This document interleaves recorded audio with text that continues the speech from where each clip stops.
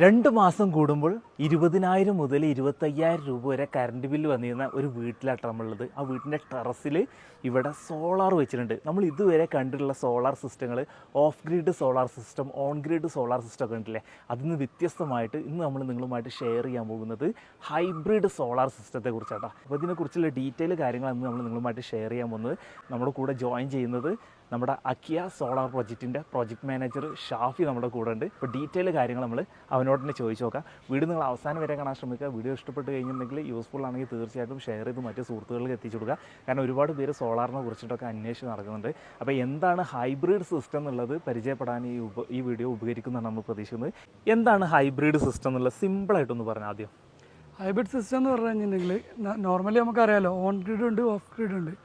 അപ്പോൾ on grid എന്ന് പറഞ്ഞു കഴിഞ്ഞാൽ KCB ഗ്രിഡുമായിട്ട് കണക്റ്റ് ആയിട്ട് പോകുന്ന സിസ്റ്റമാണ്.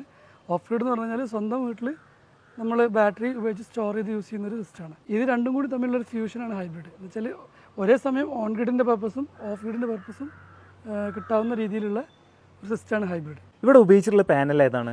ഇത് വിക്രം സോളാറിൻ്റെ 545 വാട്ട് പീക്കിൻ്റെ ഒരു മോണോപ്പർക്ക് ഹാഫ് കട്ട് പാനലാണ്.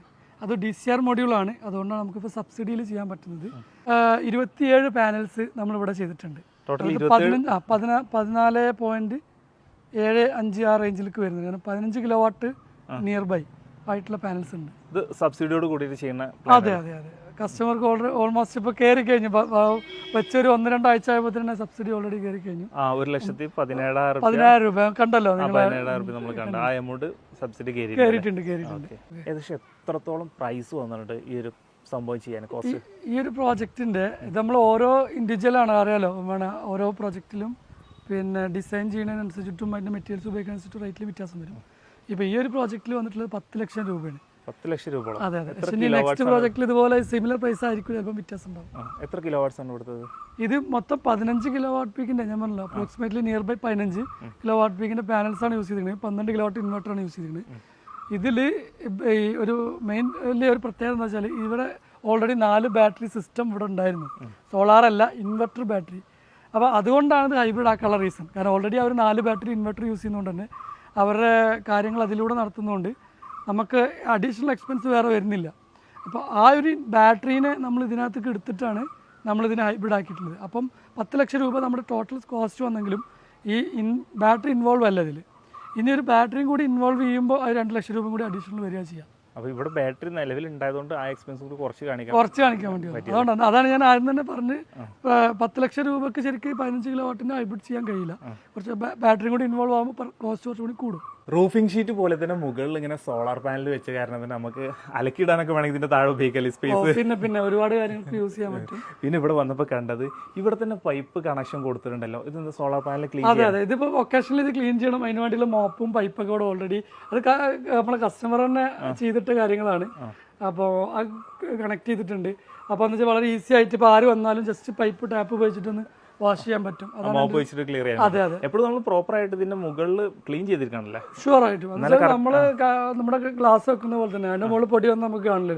അതുപോലെ ഇതിന്റെ ഭാഗത്ത് പൊടിയും ചളിയും കാര്യങ്ങളും വന്നു കഴിഞ്ഞാൽ ഇതിന്റെ ഫോട്ടോവോൾട്ടിക് പിന്നെ പ്രൊഡക്ഷൻ ഇത് ബാധിക്കും. അതായത് പവർ വരുന്നതിന് ബാധിക്കും. പിന്നെ ഇതിനകത്ത് വന്നിട്ട് നമ്മൾ സ്ട്രിങ്ങിങ്, അത് 3 സ്ട്രിങ്ങിങ് ആണ് വരുന്നത്. അത് 3 വിഭാഗമായിട്ടാണ് ഈ പാനലുകൾ വർക്ക് ചെയ്യുന്നത്. അതിൽ 3 സ്ട്രിങ്ങിങ്ങും ഓരോ തരത്തിൽ നമ്മൾ ചെയ്യുമ്പോൾ ഏറ്റവും കൂടുതൽ നോക്കുക ഷെയ്ഡ്സ് ഉണ്ടല്ലോ. രാവിലെ ഒരു സൈഡിലാവും ഷെയ്ഡ് വരിക, വൈകിട്ട് ഒരു സൈഡിലാവും ഷെയ്ഡ് വരിക. അപ്പോൾ നമ്മളിത് 2 കാറ്റഗറി ആക്കി തിരിക്കണം. അതായത് ഇതിൽ ടോട്ടൽ 3 കാറ്റഗറി ആയി തിരിച്ചിട്ടുണ്ട്.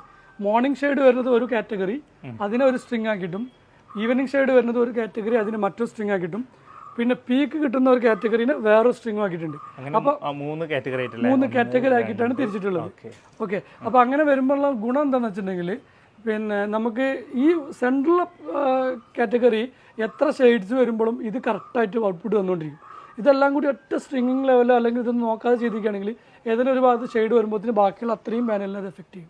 ആ സംഭവം നമ്മൾ ഡിസൈൻ ചെയ്യുന്ന സമയത്ത് ശ്രദ്ധിക്കണം. അതായത് ഇത് എപ്പോൾ പാനൽ ഡിസൈൻ ചെയ്യുമ്പോഴും കറക്റ്റായിട്ട് ഇവിടുത്തെ ഷെയ്ഡ്സ് എങ്ങനെ വരുന്നു, ഇവിടെ വിൻഡ് എങ്ങനെ വരുന്നു എന്നൊക്കെ നോക്കിയിട്ട് വേണം ചെയ്യാനായിട്ട്. നമ്മൾ വീഡിയോ കാണുന്ന സുഹൃത്തുക്കൾ ഉണ്ടെന്നുണ്ടെങ്കിൽ അവർ ശ്രദ്ധിക്കേണ്ട കാര്യമാണ്. ആര് സോളാർ പാനൽ വെക്കുന്നുണ്ടെങ്കിൽ ഈ കാര്യങ്ങളൊന്നും ശ്രദ്ധിക്കണം. അതെ അതെ. നമ്മളിപ്പോൾ ഇവിടെ ടോട്ടൽ 2 ലൈറ്റിനിങ് അറസ്റ്റർ ചെയ്തിട്ടുണ്ട്. പ്രത്യേകിച്ച് 4 ഓറും തെങ്ങുകൾ ഉള്ളതുകൊണ്ട് തന്നെ നമുക്ക് പിന്നെ ലൈറ്റിനിങ്ങിൻ്റെ ചാൻസസ് കുറച്ച് കുറവാണ്. എന്നിരുന്നാൽ പോലും നമ്മൾ ഏറ്റവും ടോപ്പിലായിട്ട് ടാങ്കിൻ്റെ നമ്മൾ ഏറ്റവും ഹെവി ആയിട്ട് അവിടെ തന്നെ ഒരു ലൈറ്റിംഗ് അറസ്റ്റർ ചെയ്തിട്ടുണ്ട്. പ്രൈമറി ലൈറ്റിംഗ് അറസ്റ്റർ അത് തന്നെയാണ്. പിന്നെ നമ്മൾ സെക്കൻഡറി ലെവലിൽ ഒരെണ്ണം നമ്മൾ അവിടെ എങ്ങനെ ചെയ്തിട്ടുണ്ട്, അപ്പോൾ ആ ഒരു ഭാഗത്തുമായിട്ടും ചെയ്തിട്ടുണ്ട്. ടോട്ടൽ 2 ലൈറ്റിംഗ് അറസ്റ്ററാണ് നമ്മളിവിടെ ചെയ്തിട്ടുള്ളത്. എക്സ് പ്രവാസിയും ബിസിനസ്സുകാരനായിട്ടുള്ള ഉസ്മാൻ ഖാൻ്റെ വീടിൻ്റെ മുകളിൽ ഇന്ന് ഇതുവരെ നമ്മളുണ്ടായിരുന്നു കേട്ടോ. അവിടുന്ന് സോളാർ പാനൽ കാര്യങ്ങളൊക്കെ കണ്ട് വീടിൻ്റെ താഴേക്ക് ഇറങ്ങിയിട്ടുണ്ട്. ജസ്റ്റ് വീടിൻ്റെ ഫ്രണ്ടേജ് കാര്യങ്ങൾ ജസ്റ്റ് ഒന്ന് കാണിക്കാമെന്ന് വിചാരിച്ച്. ഇനി ഇതിൻ്റെ സെറ്റിങ്സ് കാര്യങ്ങളൊക്കെ ഇവിടെ ഇപ്പുറത്തോട്ട് പോർച്ചിൻ്റെ ആ സൈഡിലാണ് ഉള്ളത്. നമുക്ക് നേരെ അങ്ങോട്ട് പോവാം. നമ്മുടെ സുഹൃത്ത് ഷാഫി ഇതാ ഇവിടെ ഉണ്ട്. ഷാഫി, ഇതിൻ്റെ ബാക്കി കാര്യങ്ങളൊക്കെ അറേഞ്ച്മെൻറ്റ്സ് ഇവിടെ ആണോ? അതെ അതെ അതെ. ഇവിടെ എന്തൊക്കെയാണ്? ഇതിൽ വന്നിട്ട് ഇപ്പോൾ ഇൻവെർട്ടർ സിസ്റ്റം, ഓക്കെ, ഇതിന് ഉപയോഗിക്കുന്ന ഹൈബ്രിഡ് ഇൻവെർട്ടർ സിസ്റ്റം ആണിത്. അതിന്റെ പ്രൊട്ടക്ഷനും കാര്യങ്ങളൊക്കെയാണ് ഇതിലിപ്പോൾ സെറ്റ് ചെയ്തിട്ടുള്ളത്. കംപ്ലീറ്റ് അതിന്റെ സെറ്റിംഗ്സ് കാര്യങ്ങൾ ഈ ഒരു ഏരിയയിൽ വന്നു. ഇതിൽ 3 പാർട്ടായിട്ടാണ് ഇവിടെ ചെയ്തിട്ടുള്ളത്. അതെങ്ങനെയാണെന്ന് വെച്ചിട്ടുണ്ടെങ്കിൽ, ഒന്ന് ഇതിന്റെ പ്രൊഡക്ഷൻ ഏരിയ, അത് നമ്മുടെ സോളാർ റൂഫ് ടോപ്പ് തന്നെയാണ്. 2 ഇതിന്റെ ജനറേഷൻ ഡൈവേർട്ട് ചെയ്യണ, അതായത് ഈ ഒരു ഭാഗം, അതായത് കൺവേർട്ട് ചെയ്ത് പോകുന്ന ഒരു DC to AC കൺവേർഷൻ നടക്കുന്നത് ഈ ഒരു പോർഷനാണ്. പിന്നെ ഇത് കറക്റ്റായിട്ട് പിന്നെ KSEBിലേക്ക് ഔട്ട് ചെയ്യുന്നത് അവിടെ നമ്മൾ ഒരു ഡിസ്ട്രിബ്യൂഷൻ ബോർഡും അതിന്റെ പിന്നെ മീറ്ററും കാര്യങ്ങളും, നെറ്റ് മീറ്ററും കാര്യങ്ങളൊക്കെ അവിടെ വെച്ചിട്ടുണ്ട്. ലാസ്റ്റ് നമുക്ക് കാണാൻ പറ്റും. ഓക്കെ, അപ്പൊ ഇവിടെ നമുക്ക് പ്രധാനമായിട്ടും വരുന്നത് എങ്ങനെയാന്ന് വെച്ചിട്ടുണ്ടെങ്കിൽ, ഇതിൽ നിങ്ങൾക്ക് കറക്റ്റ് കാണാൻ പറ്റും യൂസേജ്. അതായത് ഇത് പാനലിൽ നിന്നുള്ള ജനറേഷൻ. ഇപ്പൊ വൈകുന്നേരമായി, ഇരുട്ടായി തുടങ്ങി, അതെ വന്നുകൊണ്ടിരിക്കുന്നുണ്ട്. അതേമാതിരി തന്നെ പിന്നെ നേരെ വന്നു കഴിഞ്ഞാൽ ഇത് ഗ്രിഡിലേക്ക് പോയിക്കൊണ്ടിരിക്കുന്നതാണ്. ഈ നെഗറ്റീവ് 87 എന്നൊക്കെ പറയുന്നത് പോയിക്കൊണ്ടിരിക്കുന്നതാണ്. ഈ കേട്ടോ 1.34 പിന്നെ 0.87 ഇടയിലൊരു ഡിസ്റ്റൻസ് ഉണ്ട്. ആ ഡിസ്റ്റൻസ് ആണ് വീട്ടിലെ ലോഡ്.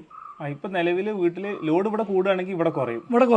ഓക്കെ, അതായത് വീട്ടിലേക്ക് കഴിഞ്ഞിട്ട് ബാക്കി പലർക്കും സംശയമുണ്ട് KSEBിലേക്ക് ഫുള്ളായിട്ട് പോവുകയാണോ എന്നുള്ളത്. പക്ഷെ നമുക്ക് വീട്ടിലേക്ക് കഴിഞ്ഞിട്ട് ബാക്കിയുള്ളൂ KSEBിലേക്ക് പോകണം. അതുപോലെ തന്നെ battery storage, battery 100% storage full ആയിട്ടാണ് നിൽക്കുന്നത്. അപ്പൊ രാത്രി സമയമായിട്ടുണ്ടെങ്കിൽ ഇവിടുന്ന് സോളാർ പ്രൊഡക്ഷൻ ഉണ്ടാവില്ല, പക്ഷെ നമുക്ക് ഇവിടുന്ന് ഉപയോഗിക്കാം. ഇതായിരിക്കും ഉപയോഗം വരിക. ഇത് വന്നിട്ട് നേരെ വീട്ടിലേക്ക് പോവുകയും ചെയ്യാം. വീട്ടിലേക്ക് പോകാം. കംപ്ലീറ്റ് കാര്യങ്ങൾ ഇവിടെ നമുക്ക് നോക്കി മനസ്സിലാക്കാം. ഇനി ഓരോന്നിന്റെയും ഡീറ്റെയിൽഡ് ആയിട്ട് അറിയണമെങ്കിൽ സോളാർ പ്രൊഡക്ഷന്റെ ഇവിടെ പ്രസ് ചെയ്ത് കഴിഞ്ഞാൽ ഡീറ്റെയിൽഡ് ആയിട്ട് എല്ലാ കാര്യങ്ങളും, PV വോൾട്ടേജ് എത്രയാണ്, എത്ര ആംബിയർ ആണ്, ടുഡേ പ്രൊഡക്ഷൻ കണ്ടോ, ഇന്നത്തെ പ്രൊഡക്ഷൻ ലൈൻ എത്രയാണെന്നുള്ളതും, ഡേയിൽ എത്രയാണ്, മന്ത്ലി എത്രയാണെന്നൊക്കെ നമുക്ക് ഇതിൽ കറക്റ്റായിട്ട് കാണാൻ പറ്റും. കേട്ടോ, ഇപ്പോൾ എത്ര ദിവസമായിട്ട് ഇത് നടന്നുകൊണ്ടിരിക്കുന്ന പ്രൊഡക്ഷൻ മൊത്തം നമുക്ക് ഇതിൽ കാണാൻ പറ്റും. ഇന്നത്തെ ഇവിടുത്തെ പ്രൊഡക്ഷൻ എന്ന് പറഞ്ഞു കഴിഞ്ഞാൽ നമുക്കിവിടെ കാണാം, ടോട്ടലി നമുക്കിവിടെ 63.3 കിലോ വാട്ട് അവർ കിട്ടിയിട്ടുണ്ട്. 69.3 വാട്ട് അവർ കിട്ടിയിട്ടുണ്ട്. പിന്നെ എക്സ്പോർട്ട് ചെയ്ത് നോക്കി കഴിഞ്ഞാലും കാണാൻ പറ്റും ടുഡേ ഓരോ ഡീറ്റെയിൽസും കൂടെ കറക്റ്റായിട്ട് കൊടുത്തിട്ടുണ്ട്.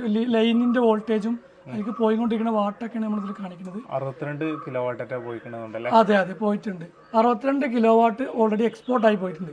കാരണം പ്രത്യേകിച്ച് ഇവിടെ നിന്ന് ആളില്ല, യൂസേജ് കുറവാണ്, അതുകൊണ്ട്. ഇനി അതേപോലെ തന്നെ നമുക്ക് ബാറ്ററി സെഗ്മെന്റ് എടുത്ത് നോക്കി കഴിഞ്ഞാൽ 100% സ്റ്റാൻഡേർഡ്. ഇത് ഓൾറെഡി ലിഥിയം ബാറ്ററി അല്ല, ലെഡാസിഡ് ആണ് ഇവിടെ കൊടുത്തില്ല. കാരണം നിങ്ങൾക്ക് ഇവിടെ കാണാൻ പറ്റും പിന്നെ ലെഡാസിഡ് ബാറ്ററി. അപ്പോൾ അതിന്റെ കംപ്ലീറ്റ് ഡീറ്റെയിൽസ് BMS ഒന്നും ഇല്ലാത്തതുകൊണ്ട് ഇതിന്റെ മൊത്തം പക്ക ഡീറ്റെയിൽസ് നമുക്ക് ഇതിനകത്ത് കിട്ടൂല.